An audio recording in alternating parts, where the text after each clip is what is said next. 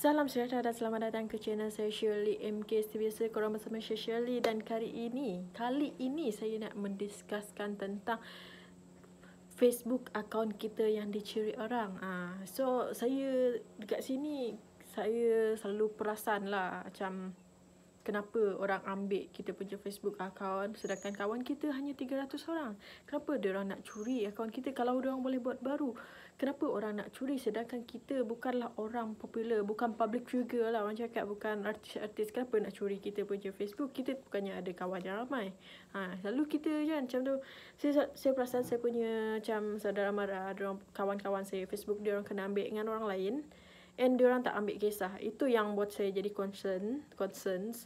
Ya, sebab benda tu sebenarnya kalau korang tak ambil, korang sebenarnya bila kita punya Facebook ni kan kena ambil dengan orang, kita sebenarnya kena take serious tau. Sebab Facebook kita ni boleh disalahgunakan oleh seseorang yang tidak bertanggungjawab di luar. Orang yang tidak bertanggungjawab. Kita macam dia sebab apa orang curi kita punya Facebook. Macam zaman dulu-dulu orang boleh buat fake account kan. Orang boleh fake account untuk caci maki orang lain dalam komen. Korang boleh buat fake account macam tu.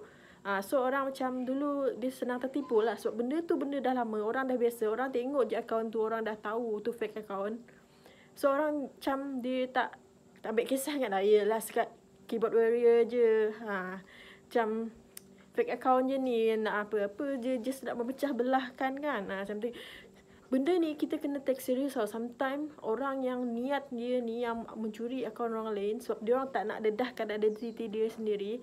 Niat dia adalah niat jahat. Kita tahu dia boleh salah gunakan kita untuk membabitkan yang macam menghina PDRM, menghina kerajaan macam tu. Dia akan salah gunakan akaun kita untuk politik, untuk komen-komen yang tidak senonoh, yang tidak betul. Dia akan salah gunakan macam tu, yang dia boleh menggunakan kita punya akaun, identiti kita untuk membuat komen-komen yang tidak sepatutnya, menyebar something yang tidak sepatutnya. Sebab bila something orang report dekat polis, orang yang kena adalah pemilik akaun itu, which is bukan orang yang curi kita punya akaun ni, which is you, akaun orang yang telah dicuri. So kita selalu perasan kan ada orang kan dia post benda-benda something macam yang tidak sepatutnya lah, dia viralkan something sepatutnya. Lepas tu dia cakap akaun saya kena hack. Yes, benda tu sekarang ramai orang dah tak percaya kena hack sebenarnya. Tapi ada setengah cerita tu, kes tu dia betul akaun dia kena hack. Macam zaman-zaman dulu, saya tak kat sini saya tak nak pakai perkataan hack tu ya, sebab dia akan menginfectkan saya punya video ni, nanti kena block dekat saya YouTube ni. So ada setengah orang kan bila akaun dia kena curi, orang lain pakai, dia menghina-hina dalam komen tu. Orang yang kena kecam is you, bukan orang yang mencuri tu.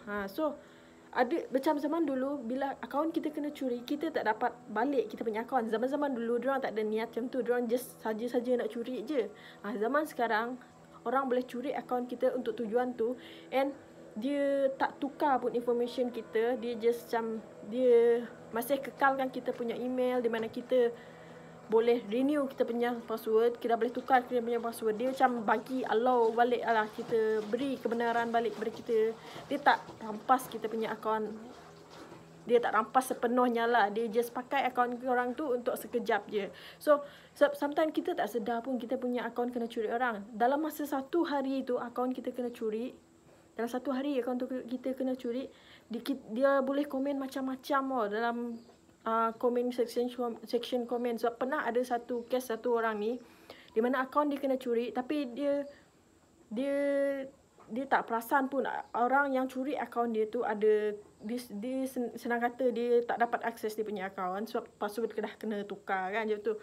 Tapi dia tak dia pergi reset password dia lah, dia punya akaun tu. Dia dapat balik dia punya akaun Facebook, tapi dia tak tahu, dia tak perasan ada orang menyalahgunakan akaun dia untuk komen-komen benda yang tidak sepatutnya. Lepas tu yang kena kecam adalah dia. Bila dia explain dekat orang lain yang akaun dia telah digodam, tak ada orang pun percaya. Tak ada orang percaya yang akaun yang dia kena curi. Semua orang cakap alasan-alasan. Itu tujuan utama orang curi akaun kita. Sebab tu benda ni kita kena take serious. Bila akaun kita kena curi, kita kena pastikan kita kena pastikan lah, kita jam biar je lah macam tu, kita tak boleh buat macam tu. Kita kena pastikan kita dapat balik kita punya akaun. And kita kena pastikan, kena check lah, bila kita dapat balik kita punya akaun, kita kena check apa dia komen, apa aktiviti dia dalam Facebook tu. Macam sebab dalam Facebook tu kita boleh detect kita punya aktiviti-aktiviti tau. Kita kena pastikan apa komen-komen yang dia pernah tinggalkan, apa post-post yang dia postkan.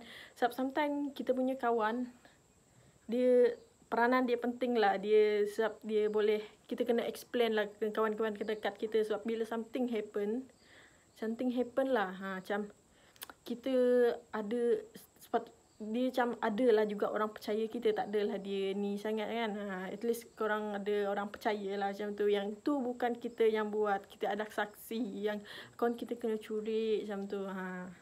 Sebab bila benda tu men-trigger, contohlah kalau benda tu mengenai perkauman, korang boleh kena trigger oleh the whole citizen, cik-cik bawang semua akan attack you.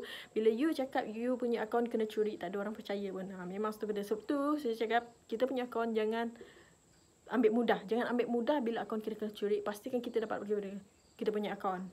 So benda dia simple je lah. Sebab macam tu orang boleh salah guna kita punya akaun tu. So kalau orang tu buat fake akaun, kalau lah dia buat fake akaun, orang boleh tahu, orang boleh detect yang tu fake akaun.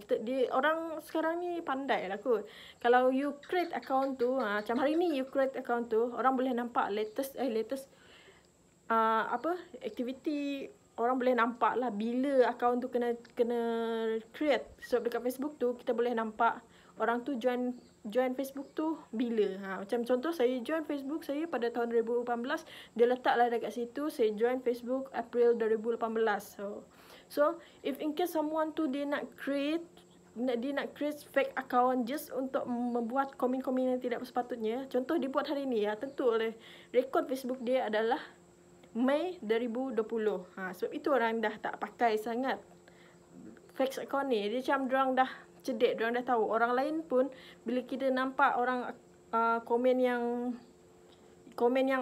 daripada orang yang tak ada identiti ni, lepas tu dia punya Facebook pun baru lagi, orang boleh tahu tu adalah fake account dengan akaun palsu, dan dia adalah sekadar keyword warrior. Macam orang tu just sekadar seorang yang pengecut, di mana dia tiada identiti pun dia sanggup menyembunyikan diri dengan membuat akaun baru untuk mengkomen macam tu.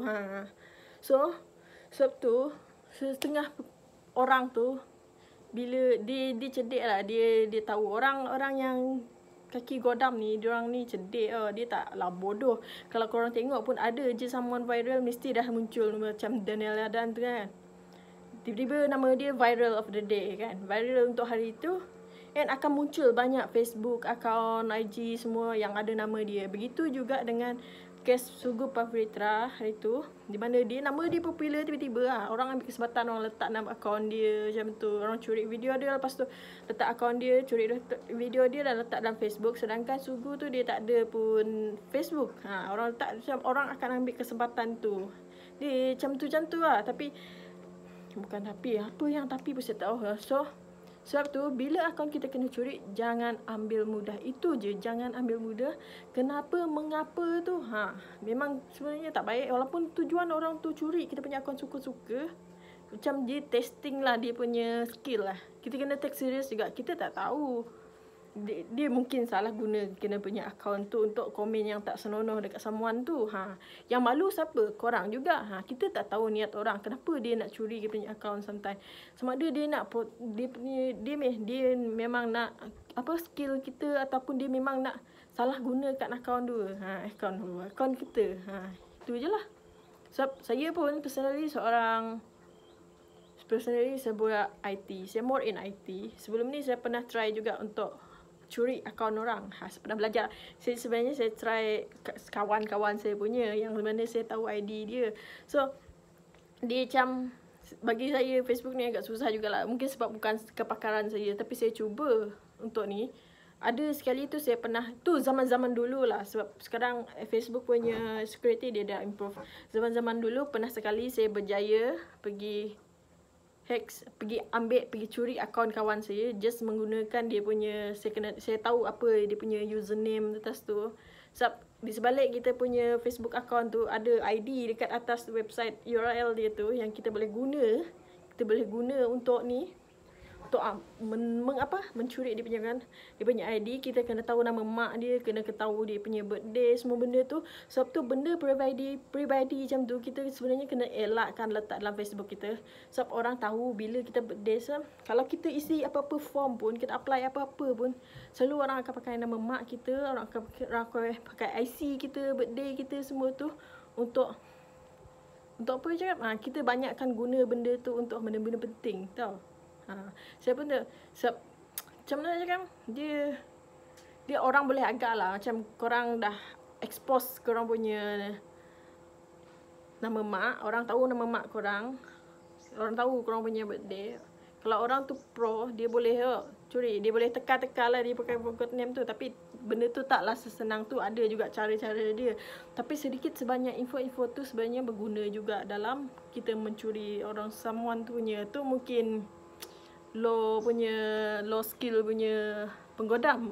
Tapi yang level advance punya skill tu, kita tak tahulah macam mana dia curi dia tu.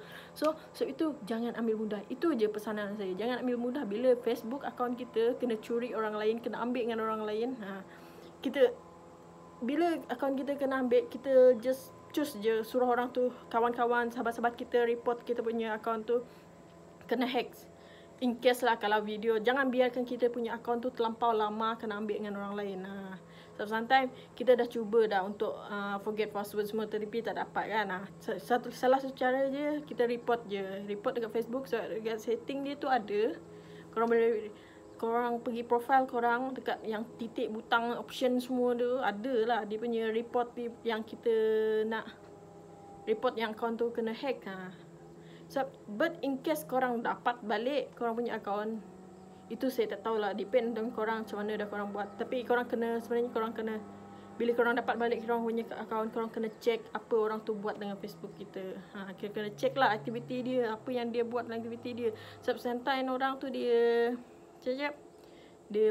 pandai lah, dia pandam lah history aktiviti kita punya dalam Facebook tu. Dia pandai macam tu. Ada juga orang dia meninggalkan jejak. So bila orang tu dia macam contoh lah, kalau you meninggalkan komen-komen yang dibenci oleh orang yang dalam satu komen dan comment section tu kan, mesti ada orang reply, like semua tu kan. At least bila korang dapat balik korang punya account tu, korang tahulah ada orang tu ada buat something. Bila ada orang respon macam tu, at least kita boleh delete balik tau apa orang cakap. Tapi the chances is the person, mungkin akan ada orang yang screenshot korang punya komen tu. Itu yang korang tak akan selamat. Sebab itu bahaya kalau punya account kena ambil dengan orang. So better if kita punya Facebook tu kita kena elak sebenarnya, pakai kita punya identiti sendiri. Sebenarnya tak perlulah kita nak expose semua benda dekat orang kat Facebook kan. Bahaya sebenarnya benda ni. So saya rasa itu saja pengusian daripada saya. Terima kasih kerana mendengar video saya dan jumpa lagi.